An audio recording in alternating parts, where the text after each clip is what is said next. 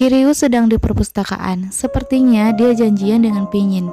Kemudian temannya menelponnya, memberitahu yang mengempeskan ban Pinyin adalah Minut dan teman-temannya. Tiba-tiba Minut datang menemui Kiryu di perpustakaan. Kiryu mengatakan Minut sudah keterlaluan. Minut kemudian meminta sesuatu pada Kiryu.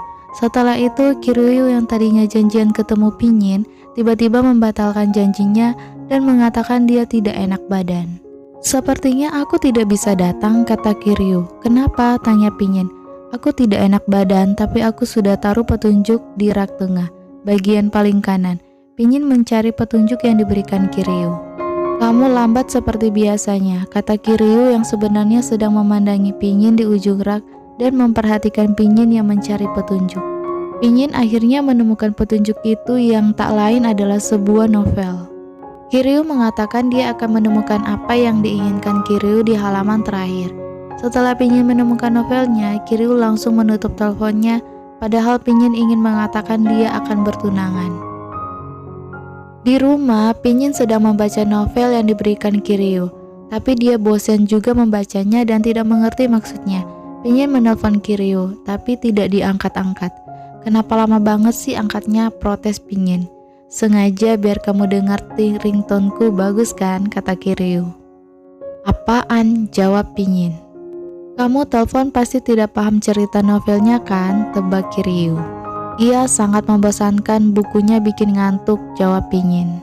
Pinyin ingin petunjuknya kali ini diganti nonton anime saja. Pinyin menagih DVD Conan yang pernah dikatakan Kiryu waktu itu. Kiryu mengatakan dia akan memberikannya besok di perpustakaan. Keesokan harinya, Pinyin menemui Kiryu, tapi ternyata yang dia duga Kiryu adalah Kirun, kakak Kiryu. Pinyin meminta maaf. Kirun memberikan DVD Conan yang ingin Pinyin pinjam. Kata Kiryu karena banyaknya tugas sebagai duta U-Prince, jadi Kiryu akan sulit menemui Pinyin. Dia meminta maaf. Pinyin dengan wajah sedih mengatakan tidak apa-apa dan berterima kasih sudah mau mengantarkan DVD-nya. Sebelum pergi, Pinyin ingin bertanya sesuatu soal Kiryu. Kemudian Kirun menemui Kiryu yang menanyakan soal pertemanannya dengan Pinyin. Kirun bertanya apa Kiryu mau seperti ini. Kiryu mengatakan dia sudah biasa melakukan ini pada setiap cewek, tapi Kirun mengatakan bagi Kiryu Pinyin bukan gadis biasa. Tidak tahu apa yang dibicarakan Kirun dan Pinyin tadi. Tapi sepertinya ada sesuatu yang Kiryu tidak tahu soal Pinyin. Kiryu sebenarnya juga sedih tidak bisa bertemu Pinyin, tapi dia harus melakukannya supaya Pinyin tidak diganggu Minut dan kawan-kawannya. Pinyin sedang membaca novelnya, tapi dia malah kepikiran Kiryu dan akan mengembalikan novelnya besok. Besoknya, Kiryu sedang di perpustakaan mau pulang, tapi dia melihat Pinyin di depannya. Pinyin ingin berbicara dengan Kiryu, lalu Kiryu menarik Pinyin masuk supaya tidak dilihat orang-orang. Pinyin merasa Kiryu malu dilihat orang-orang sedang bersama Pinyin, dan mereka berdua juga cuma berteman.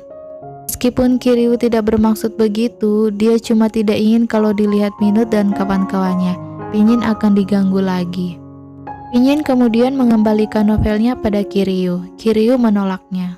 Kiryu juga mengatakan bahwa sebaiknya mereka tidak usah ketemu lagi. Kenapa? Tanya Pinyin.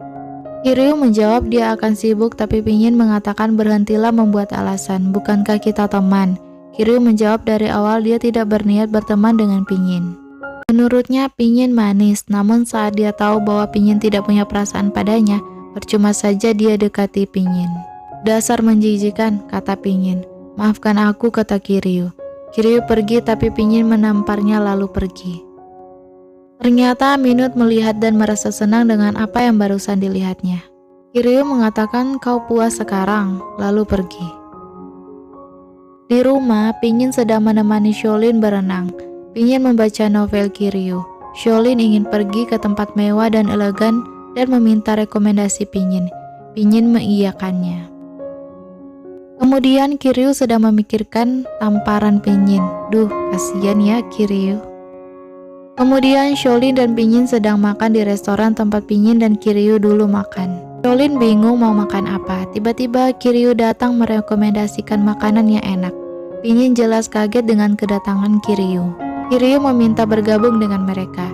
Pinyin hanya diam saja. Kiryu duduk di samping Pinyin. Kamu sering kesini? Tanya Shaolin pada Kiryu.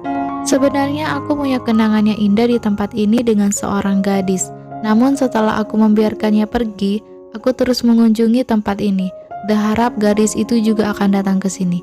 Jelas Kiryu sambil menatap Pinyin. Pinyin yang mendengarnya pun menganggap apa yang dikatakan Kiryu hanya omong kosong. Bahkan Kiryu membahas ketika dia pingsan dan Pinyin membawanya ke mobil. Pinyin mengelak apa yang dikatakan Kiryu. Shaolin yang menyaksikannya melerai mereka berdua dan mengatakan dia di sini untuk merayakan pertunangan Pinyin dan Pitailan kakaknya. Pertunangan? Tanya Kiryu. Pinyin akan bertunangan dengan Pitailan kakakku, jelas Shaolin. Apa kamu tidak bertanya dulu pada Pinyin dia mau atau tidak bertunangan dengan kakakmu? Tanya Kiryu. Itu tidak penting, mereka terlihat cocok, kata Shaolin tidak pedulikan Pinyin. Pinyin, katakan kamu tidak akan tunangan dengan cowok itu, kata Kiryu. Sudah, aku akan tunangan dengan Kak Thailand, kata Pinyin dengan menangis lalu pergi. Kiryu mengajar Pinyin dan katakan kalau dia tidak akan membiarkan Pinyin tunangan dengan cowok yang tidak dia cintai. Tapi semua sia-sia saja, kata Pinyin. Tidak ada yang bisa dilakukan Kiryu. Kiryu bahkan mengatakan kalau Pinyin tidak menyadari jika selama ini Kiryu mencintainya. Kamu cinta aku? Tanya Pinyin. Aku cinta kamu, jawab Kiryu. Sudah terlambat, tidak ada yang bisa membantu kita, kata Pinyin. Kiryu memeluk Pinyin tapi Pinyin menampar Kiryu dan mengatakan ini tidak akan menyelesaikan masalah. Kiryu mengatakan walaupun aku tidak bisa menjadi kekasihmu, aku tidak akan membiarkanmu membuang-buang hidupmu sendiri. Kamu bisa memilih Pinyin, bahkan kalaupun kamu membenciku, aku akan selalu mencintaimu, jelas Kiryu. Ya, aku benci kamu Kiryu, kata Pinyin lalu pergi. Terlihat Kiryu menangis mengingat saat mereka bersama. Di kampus, Kirun bertemu dengan Pinyin dan menanyakan apa yang terjadi antara Pinyin dan Kiryu. Tapi Pinyin hanya bilang kalau semuanya sudah berakhir. Kirun mengatakan selama ini Kiryu hanya mencemaskan Pinyin. Pinyin mengatakan semua sudah berakhir lalu Pinyin pergi. Di dalam kelas, Kirun menggantikan Kiryu yang tidak masuk kelas. Temannya Kiryu bertanya soal minut yang mengerjai Pinyin masih atau tidak. Karena tidak melihat ke belakang, temannya Kiryu tidak tahu kalau yang berada di belakang adalah Kirun. Lalu Kirun minta dijelaskan soal Minut dan Pinyin. Teman Kiryu menjelaskan apa yang terjadi antara Minut dan Pinyin. Kirun sepertinya paham persoalan yang terjadi. Di ruang ganti, Kirun mengajak temannya untuk nongkrong sebentar malam. Temannya menyetujuinya. Temannya ganteng banget. Malamnya, ibu Pinyin sedang minum dengan Shaolin. Mereka berdebat soal Pinyin dengan Thailand atau Kiryu. Ibu Pinyin akan mendukung kalau Pinyin suka dengan Kiryu, tapi Shaolin tidak mau, dia tetap akan menjodohkan Pinyin dan Thailand.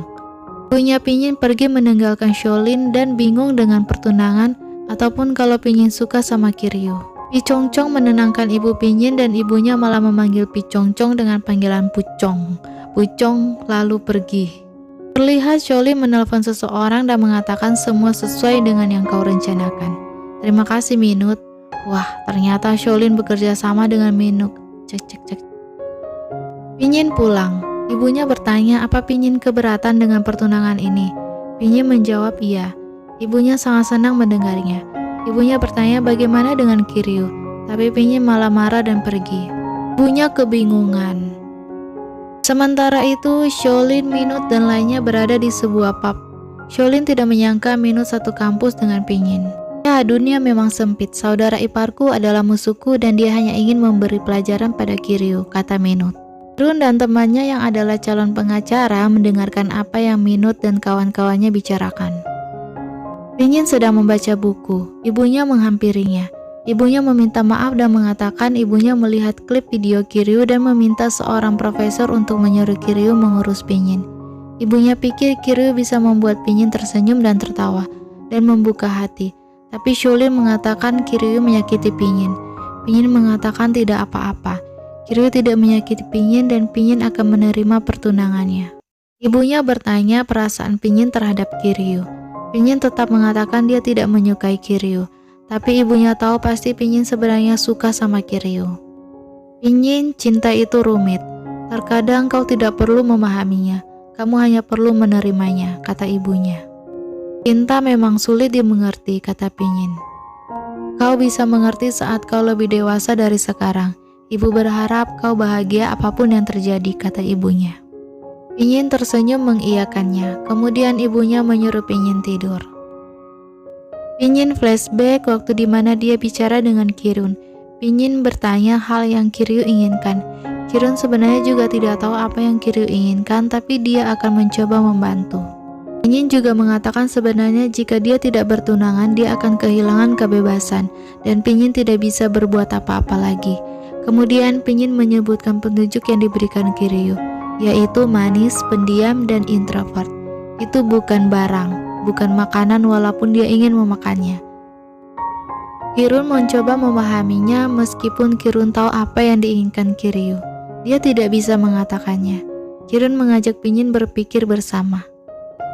Kirun bertanya menurut Pinyin apa itu introvert. Introvert adalah seorang yang suka sendirian dan mengisolasi dirinya dari sekitarnya, jawab Pinyin. Berarti dia menginginkan bukan barang, kata Kirun. Berarti dia menginginkan orang, kata Pinyin.